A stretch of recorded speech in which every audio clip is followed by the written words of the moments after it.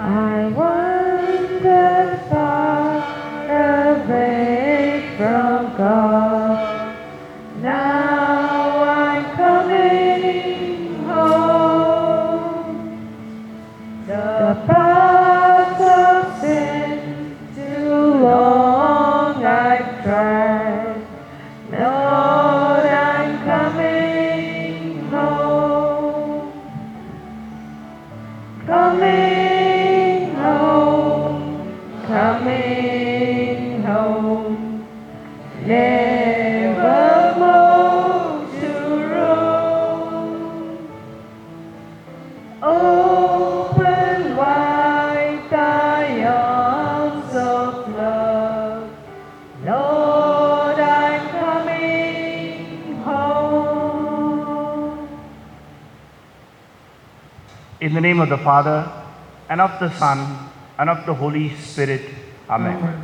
The grace of our Lord Jesus Christ, the love of our Father, and the fellowship of the Holy Spirit be with each of you. And with your spirit. Today, more than ever, confusion seems to be increasing all over. Chaos. In this chaos, is there any order? Or can we bring about any order? Yes, there is a possibility, provided we begin the journey in the right direction. The journey begins from within, not from outside. It is from within how we look at the world, how we understand it, how we shift from blind faith to enlightened faith. That is the challenge in front of us. Most of us tread paths as if everything is settled, everything is fixed, nothing more to learn, nothing more to correct, and then we run into trouble. During this season of Lent, let's ask for enlightenment, to walk the direction, walk the steps of enlightened faith, not blind faith. And for the times we have really walked this path of seeking, searching, appreciating, joining hands with one another, understanding, let us thank God. And for the times we have failed or have done it very weakly, let us ask for pardon of the Lord and of one another. Lord, have mercy. Lord, have mercy. Christ, have mercy. Christ, have mercy. Lord, have mercy. Lord, have mercy. May Almighty God have mercy on us. May He forgive us our sins and bring us to life everlasting. Let us pray. God our Father, we come to you as your children.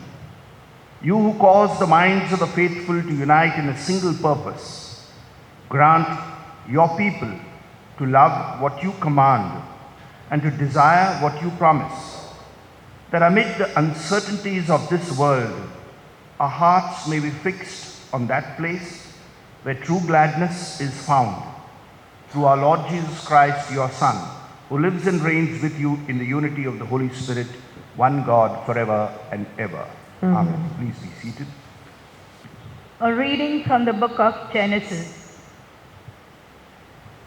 The Lord said to Abraham, "Go from my country and your kindred and your father's house to the land that I will show you. And I will make of you a great nation.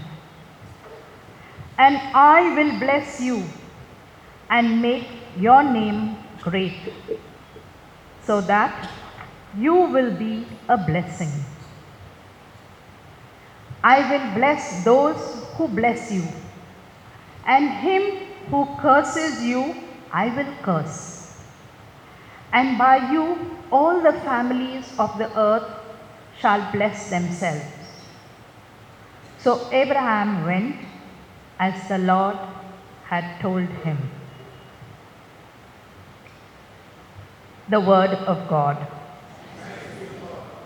Your response to the psalm will be, "May your love be upon us, O Lord, as we place all our hope in you." And you repeat, "May your love be upon us, O Lord, as we place all our hope in you." For the word of the Lord is faithful, and all his works to be trusted. The Lord loves justice and right, and fills the earth with his love. Response: May your love be upon us, O Lord, as we place all our hope in you.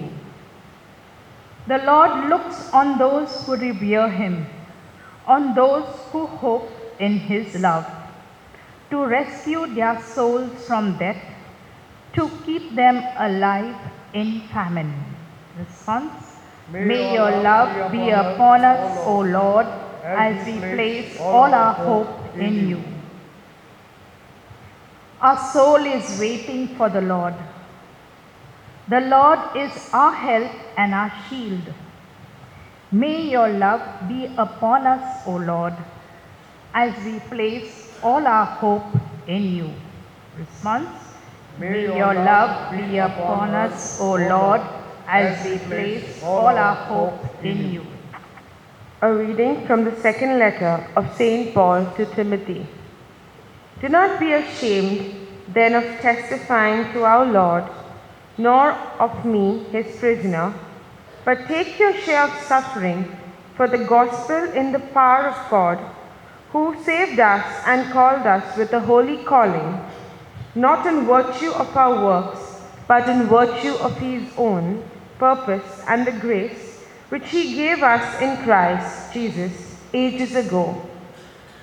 And now he has manifested through the appearing of our Savior Christ Jesus, who abolished death and brought life and immortality to light through the gospel. The word of God. Be to God. Kindly stand for the gospel acclamation. From the bright crowd, the Father's voice was heard. This is my beloved Son. Listen to him. Almighty God, cleanse our hearts and our lips that we may worthily proclaim your holy gospel. The Lord is with you. And with your spirit. The reading is taken from the Holy Gospel according to St. Matthew. The theme of the reading: his face shone like the sun. After 6 days, Jesus took with him Peter and James and John and led them up a high mountain apart. And he was transfigured before them. And his face shone like the sun, and his garments became white as light. And behold, there appeared to them Moses and Elijah, talking with him. And Peter said to Jesus, Lord, it is well that we are here.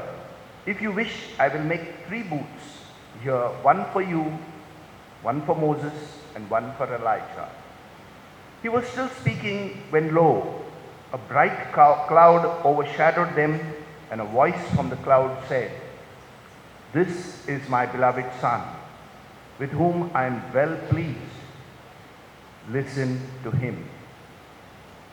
When the disciples heard this, they fell on their faces and were filled with awe.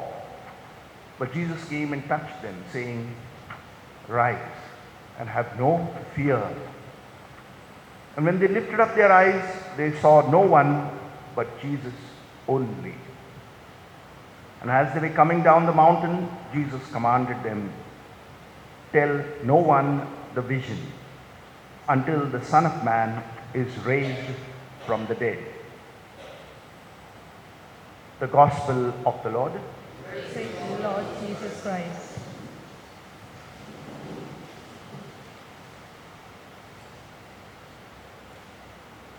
A very interesting discussion once took place between a surgeon, an architect, and a politician. I remember having told this once before, but it's worth repeating again, especially in the present day context all around us. They were all discussing whose profession was the oldest. And the surgeon started by saying, Mine is the oldest. Obviously, the competition of claiming superiority. Eve was created from Adam's side, and that's the job of a surgeon. And so my profession is the oldest. Then comes the architect. And the architect said, well, before Adam and Eve were created, there was chaos in the world. And from chaos, order was brought. That's obviously the job of an architect. So my profession is older than yours. Then comes the politician on the scene and he says, who do you think created the chaos? We are in a world of chaos even today. Why does this happen? Is it possible to sift this chaos and find out where the order lies? Just look at the readings of today. The first reading says, I will bless those who bless you. I will curse those who curse you. Now, Jesus says, rise and have no fear. How do you connect this? The important aspect is to go a little deeper and to understand the context, not only of the readings, but every person's life. The context of the Old Testament was a preparation for the New Testament. People at that time were not yet prepared for the fullness of love. Love to that extent that Jesus said, I lay down my life. I laid down freely. That's the fullness of life for unknown people. Today, 2000 years have passed. Are we still in those primitive times where we have not got the understanding of the fullness of love?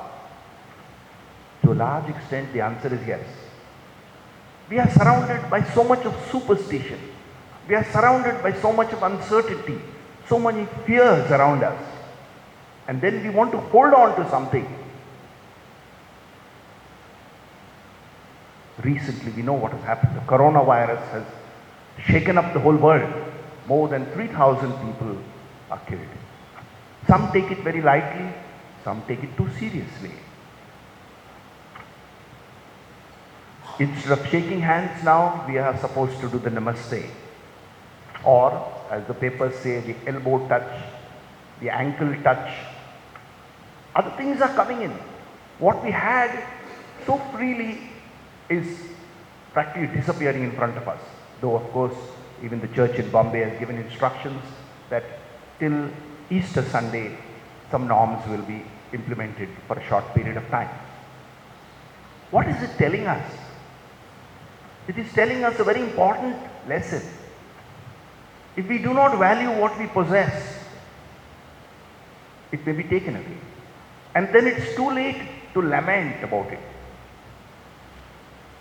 Look at the cultures that we have. The Western culture is one extreme, where the letter of the law is being followed. The Eastern cultures are another extreme, where it's practically free for all. Now, how do we combine this? How do we try to make sense of this chaos surrounding us? Is there any sense or is there no sense? Let's listen to a very interesting discussion that took place between two gentlemen. One gentleman said, I wish I had my wife back. The other said, why? Where is she now? I exchanged her for a bottle of whiskey. The first person said, oh, now at least you know how much you love her. Oh no, he says, I'm feeling thirsty again. What does it tell us? It tells us something very simple and straightforward. The more you get something what you cherish, the more we feel dissatisfied. That does not mean that you should get something which you cherish. But we need to ask ourselves, what is it that I cherish? The gospel clearly says, where your treasure is, there your heart is. What is my treasure? And what is my aim? How do I go about getting it? How long will this treasure be with me? Take this simple treasure of the human body. It's a big treasure. How do I use it? How do I value it? How do I treat it? The moment I start going to extremes, it's a matter of time where that will crumble. We have to only look around us and see. The British Empire, once it was said that the sun would never set on the British Empire. Today they are struggling to maintain that narrow territory, that small territory of theirs. They're practically struggling. Do we have to go the same path? Can we not begin a journey from within ourselves to understand this hold and be? Yes, we should not be killjoys, that we don't enjoy life. It's good to enjoy life. It's good to have the best things of life. If it is easily possible, or if it is possible after a big struggle too. But we hold on to it, we claim superiority, we claim ownership, and we do not want to give it to anybody else. It will be taken away from us. Naturally, fear will come in. If we just go the simple way of riding a bicycle, when you're learning to ride the bicycle, you have fears. Some do not want to enter that territory at all. And those who enter the territory obviously fall down. But from that fall, you rise, you fall a number of times, you wake up, then you go on. And you enjoy the ride. Of course, today you enjoy it so much that you start talking on the cell phone too, as we are riding motorcycles, cars, another extreme. The extremes ruins us. We need to become aware. This coronavirus, in fact, is throwing light. Now, what we have during the sign of peace, where I used to always say, hold hands to those next to us, disappeared, gone now. Now we simply do the namaste. That elbow touching, knee, ankle touching, I don't think we can practice that in India. But we can do the namaste. So, we need to be aware and value and cherish what we possess. And finally, how do we do it? We have the example of Jesus in front of us. Today's gospel says, "This is my beloved Son in whom I am well pleased." Listen to him. It is not just the cross and the resurrection. His whole life, he stood for value. So many people say, I need faith. Yes, you need faith, but an enlightened faith. An enlightened faith, Jesus showed us how to walk the path, how to take life in your hands, how to take responsibility, and then to surrender the rest to the grace of God. Again, how do we combine this? That combination comes exactly the way Jesus did it. 30 years of training, and then the fullness of love. Love is the only element that does not have an opposite. It is not love and hatred, and you combine love and hatred, and it's not true. It is the fullness of love which is shown. And once the fullness of love is shown from inside you, God sees the heart, man sees the action. If that fullness of love can be unfolded, miracles happen. Even if something is taken away from me today, I can no more shake hands. Of course, very often from shaking hands we go to embracing. From embracing we go to kissing. And then after some time we are not even satisfied with that. So now everything is being taken away. So we need to be grateful for what we have, and for a period of time refrain from these things. Then the miracle happens. Let me tell you a very interesting example of a miracle. During my college days, we had a relay competition of a 400-meter relay. And one person of the relay team did not turn up. They got hold of a boy, I still remember his name, Rashid. This is just joined that relay competition. And he says, but I never run. How can I run suddenly a 400-meter complete big circle? Oh, that's all right. You don't have to win. Just do what you can do. So he joined the competition. And to make matters worse, the baton was dropped along the way. Now, what? When Rashid picked up that baton, he was the last person. Other team members were leading far ahead of him, there comes the miracle man. The principal of the college was on the ground. He simply called him, tall, statured, handsome-looking young man. He simply called out his name and he said, "Rashid, you can do it. You can do it," he said. And Rashid got the immense energy which he never had before and ran with all the energy that he had and reached the finish line in front of everybody else, before everybody else. Isn't this a miracle? This doesn't need touching of hands. It needs the heart. The principal encouraged him. Are we doing the same thing? Or are we lamenting and telling rules and regulations to our children, to our colleagues, to our superiors and everyone, especially when we have the power? Are we trying to unfold the dream that Jesus shows us? Rise and have no fear. Then like St. Paul, we can say, I am a prisoner of Christ. I don't mind being a prisoner. I don't mind giving up my freedom. I don't mind giving up all the things which I cherished, if it is really required. That openness, that surrender comes with ease. But it's not a surrender that's a blind faith. It's a surrender that searches, collaborates, questions, asks, but asks respectfully. When I teach, I tell my students to come with questions, but come prepared. Do your homework. Put across your questions. Even if you have not understood, even if you have understood something, may I repeat what you have said? In case I am wrong, please correct me. Or if I am right, please tell me so. We need to have an open mind. We may be right, we may be wrong, the other person may be right, or the other person may be wrong. It doesn't matter. Is there a search for the truth? Jesus had it. That's the treasure we've got.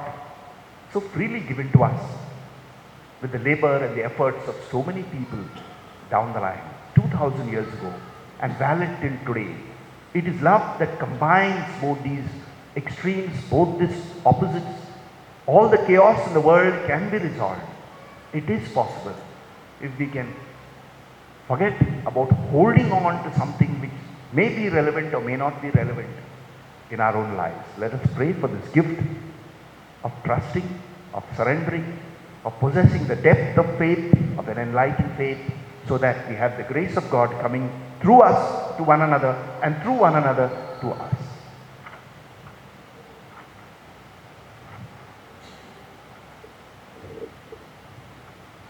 Let us now stand to profess our faith.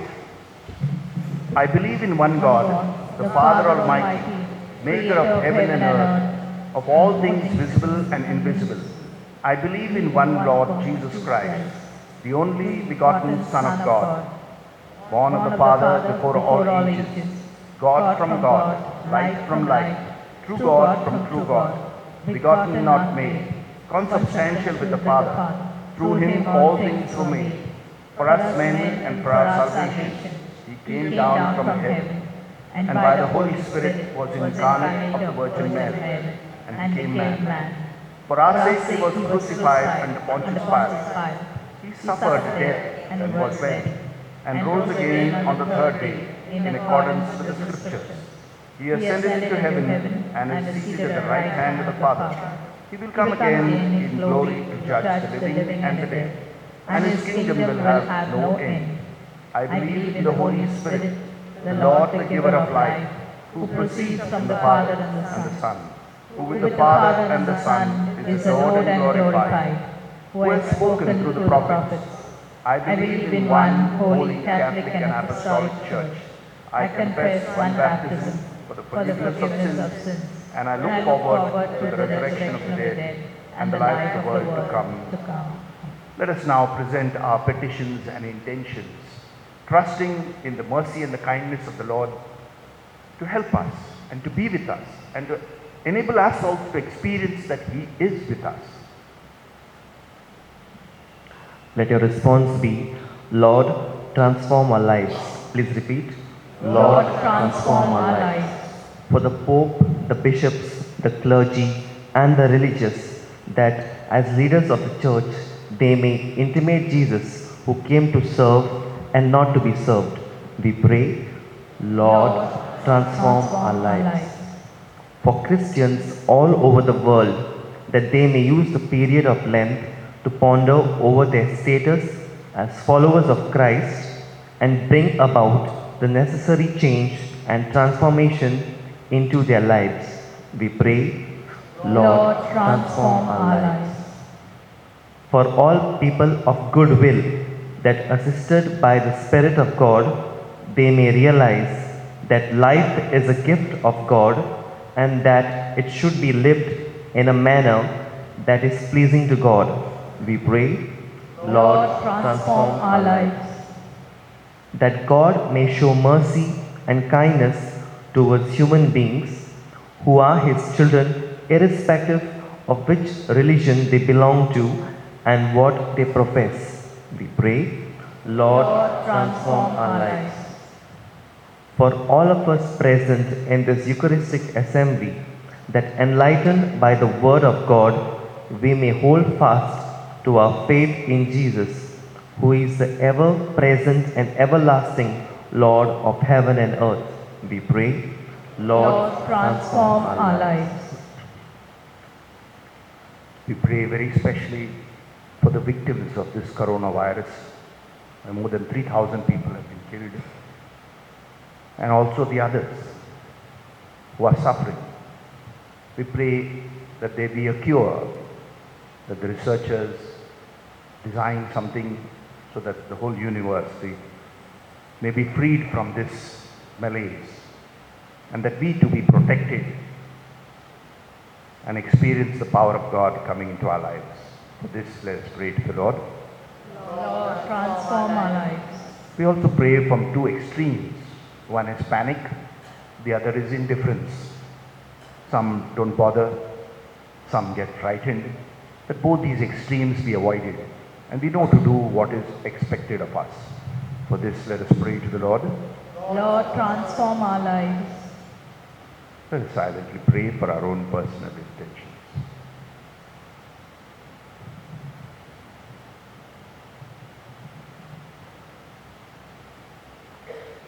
Let us pray. God our Father, you hear our prayers which are made in the innermost sanctuary of our lives. We present all these intentions, reflections that we have made and those that are deep within our hearts. We pray that you enable us to live the life that Jesus lived, a life of solidarity, a life of sisterhood and brotherhood, a life of dynamic unfolding of being a son, a daughter. We make this prayer through the same Jesus Christ, our Lord. Amen. Please be seated. For the offertory, kindly take hymn number 122 on Pray and Sing hymn books. Hymn 122, page 34.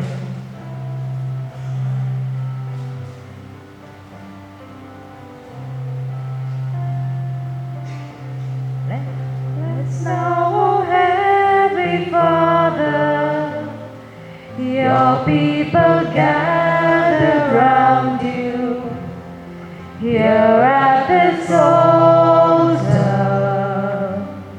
offering our gifts, bread for your broken body, wine for your blood which heals us, and all the love, Lord, of our heart.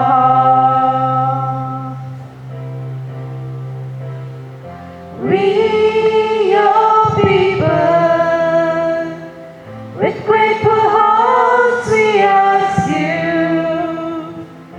oh, take our gifts, Lord, and make them yours.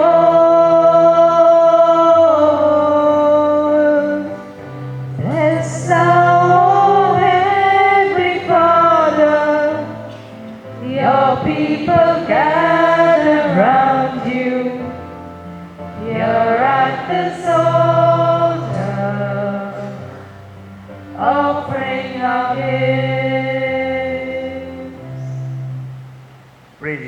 that your sacrifice and mine may be acceptable to God, our loving Father. May the Lord accept this sacrifice of hands for the praise and glory of his name, for our good and the good of all his holy church. Let us pray. God our Father, we bring to you our gifts of bread and wine, and along with these gifts we bring to you our lives, what we have made of our lives, the times we have experienced and have turned to the life, death and resurrection of Jesus to empower us. We also bring to you the times we have turned away and walked other paths, so that when this bread and wine is transformed into the body and the blood of your Son Jesus, we too, like Jesus, pay a fitting tribute to you in word and in deed. We make this prayer through the same Jesus Christ our Lord. Amen. The Lord is with you. And with your spirit, Lift up your hearts. we lift them up to the Lord. Let us give thanks to the Lord our God. It is right and just.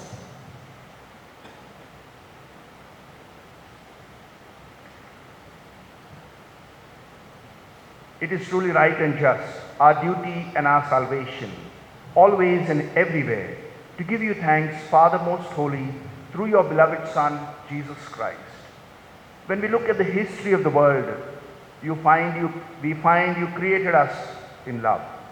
In justice, we condemned ourselves. In mercy, you forgave us. But in compassion, you showed us the depth of love you have for each of us in a very unique and personal manner. We thank you for the powerful life, death, and resurrection of Jesus that constantly gives us a new hope, a new courage, a new beginning. And therefore, we join the angels and the saints in proclaiming your glory.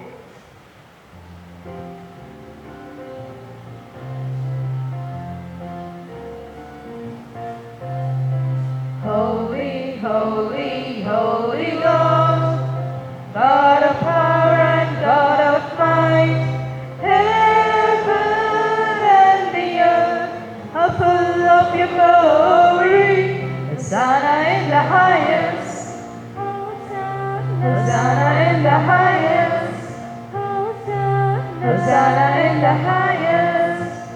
Holy is the Lord. Blessed, blessed is the one who comes in the name of God. Blessed is the one who comes in the name of God. Hosanna in the highest, Hosanna in the highest, Hosanna in the highest. Holy is the Lord. You are indeed holy, O Lord, the fount of all holiness. Make holy, therefore, these gifts, we pray, by sending down your Spirit upon them like the dewfall, so that they may become for us the body and blood of our Lord Jesus Christ. At the time he was betrayed and entered willingly into his passion, he took bread, giving thanks, broke it, gave it to his disciples, saying, "Take this, all of you, and eat of it, for this is my body, which will be given up for you."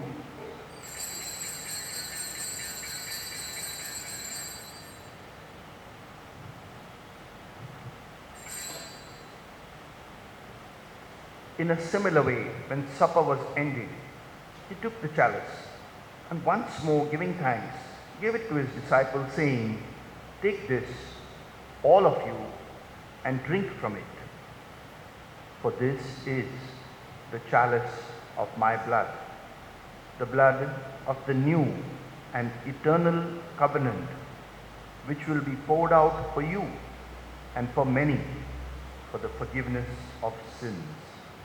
Do this in memory of me."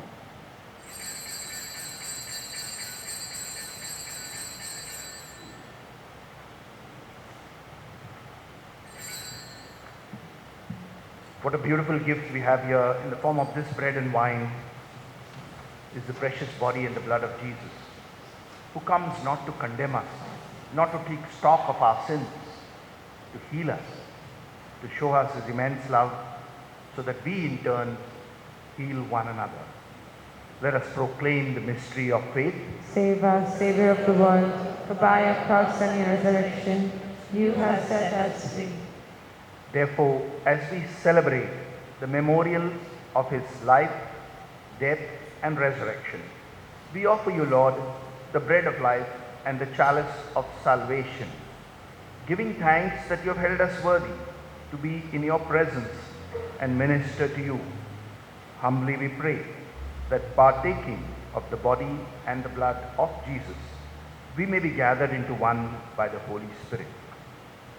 Remember, Lord, your church spread throughout the world and bring her to the fullness of charity, together with Francis our Pope, Philip Neri our Bishop, and all the clergy. We pause for a while here to pray for the entire humanity, created in love, but being distorted by so many created problems, especially of pride, greed, hatred, jealousy, anger, revenge. All our faulty perspectives, faulty attitudes, a lack of an open mind, that all these be taken away. We pray especially for the war-torn areas of the world, that all these subside and even be taken away. That we once again live as human beings, caring for each other. We pray also for our own country, going through a difficult time, that these problems which are man-made be taken away. We pray for our family members, our well-wishers, our priests, our sisters, and everyone who have contributed to making us what we are today. Remember also our sisters and brothers who have fallen asleep in the hope of the resurrection. We pause for a while here to pray for all those who have gone before us. We know for sure that this body is not a permanent dwelling place. But as long as it is there, we need to take good care of it and handle these opposites with the love and the grace and the kindness of God. We pray for those who are planning to end their lives today or reduce the quality of lives of one another, that all these be taken away. We pray for our own death. That day will surely arrive, that it be peaceful and the people around receive strength and courage. And all who have died in your mercy, welcome them into the light of your face. Have mercy on us all, we pray, that with the Blessed Virgin Mary, Mother of God, with the blessed apostles, and all the saints who have pleased you throughout the ages, we may merit to be co-heirs to eternal life and praise and glorify you through your Son, Jesus Christ. As we are about to sing this prayer of praise, let us value it. Value it, as it said, if we want to value something, do not seek the voice of the angels or the art of the artists or the poetry of the poets. To that extent, where your life shows sacrifice, to that extent we will have extolled God who is seen in Jesus. Let us value this before this prayer is sung.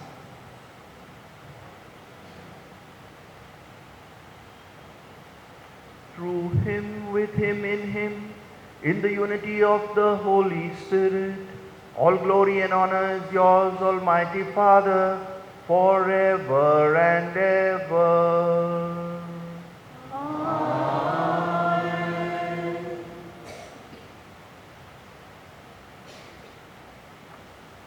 We come now to that beautiful prayer that Jesus taught us.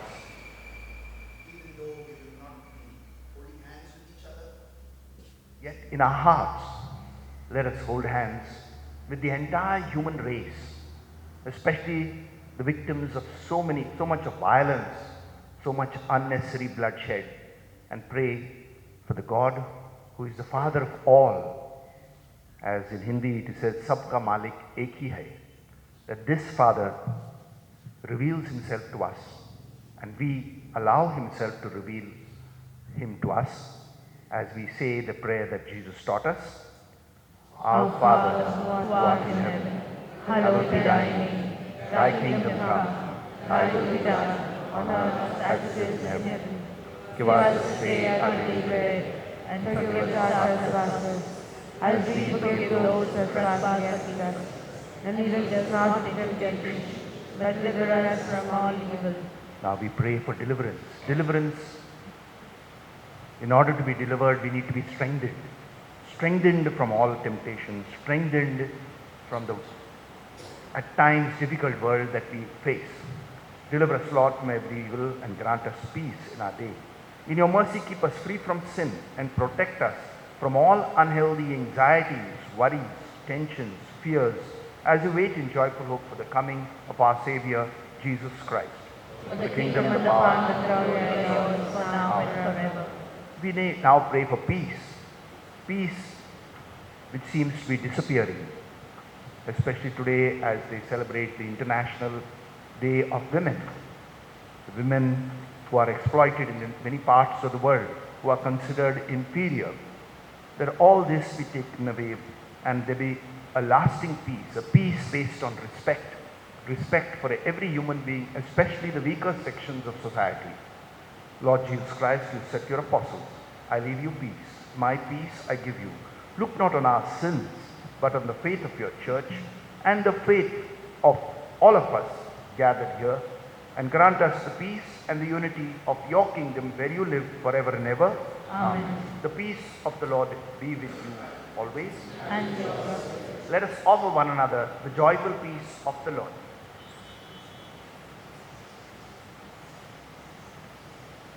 Lamb of God, you take away the sins of the world, have mercy on us. Lamb of God, you take away the sins of the world, have mercy on us.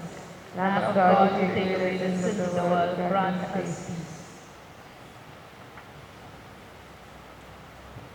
This is the same Jesus Christ whose words we heard in the Gospel. This is my beloved Son, listen to him. And the message he constantly gives us, do not get carried away with the letter of the law, go by the spirit of the law. The spirit of the law gives life. The letter of the law is dead. Happy are we who are called to this banquet of love.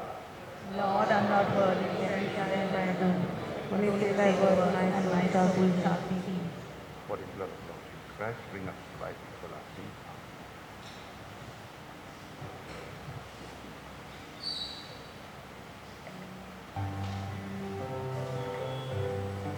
Jesus has a table spread where the saints of God are fed.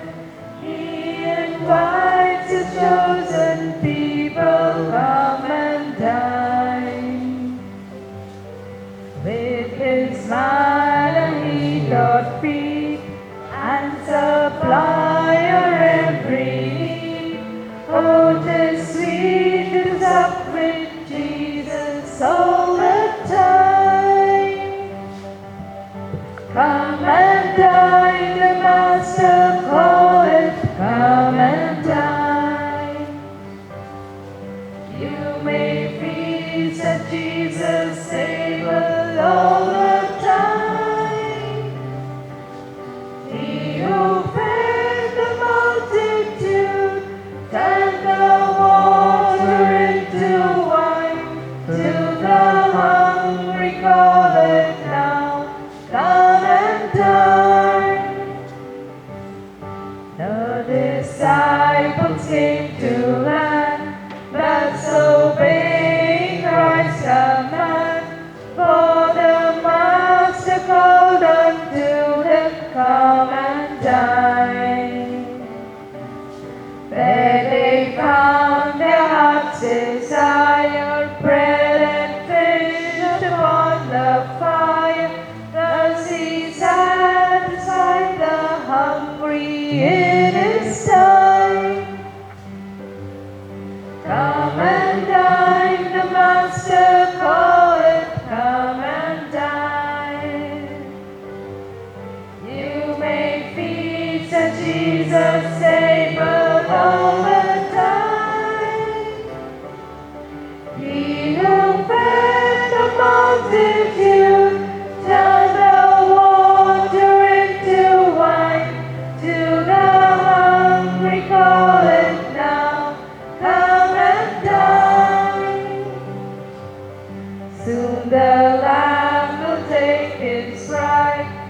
will be ever at his side. All the hosts of heaven will assemble be. Oh, 'twill be a glorious sight, all the saints in spotless white, and with Jesus they will feast eternally. Come and dine, the gospel calleth, come and dine. You may feast at Jesus' table all the time.